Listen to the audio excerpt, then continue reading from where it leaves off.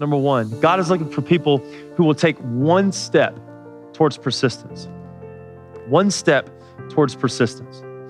Contrary to what a lot of people in the church believe, and I don't really know where this comes from. Maybe it's a perfectionistic complex, a type A mentality, I don't know. But a lot of people believe that they've got to have it all together, day one, 0 to 100, day of salvation. I've got to be in 4 life groups. I've got to lead worship twice a month. I've got to park cars twice a month. I've got to host stuff at my house. I've got to make sure that my children act right half the time. That's not what God is calling us to. It's not what he's calling us to. He's saying, you follow me. Will you take one step of persistence today? Will you take one step in obedience today? Will you take one step in faithfulness today? Will you take one step towards making the right decision today? Will you take one step towards sobriety today? Will you take one step towards fixing your marriage today? Will you take one step to reconciling the relationship with your children today? Will you take one step towards my face today? He doesn't need you to be perfect. He does not need you to be perfect. He needs you to be willing to be faithful. That's it.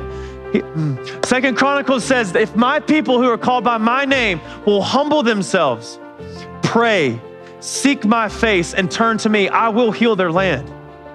That scripture does not say if my people would get out there and till the land, and if they would just get all their stuff together, and if they would fix it themselves, then their land would be healed. No, humble yourself, pray, seek my face, and turn to me.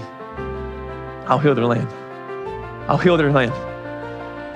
God doesn't need Navy SEAL Christians, the tip of the spear.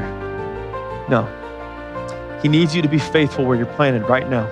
Pastor Charles nailed me with this the other day. I met with him and he said, God is not calling you to have the biggest vineyard.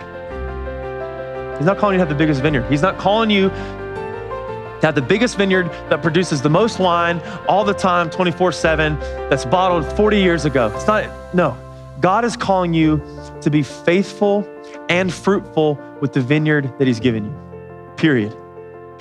And as you're persistent, as you're faithful with what he's given you, then the bigger vineyard comes. That's how he operates. If you're irresponsible and unfaithful with the small thing, how can you be responsible for the big thing? He's looking for those who are persistent.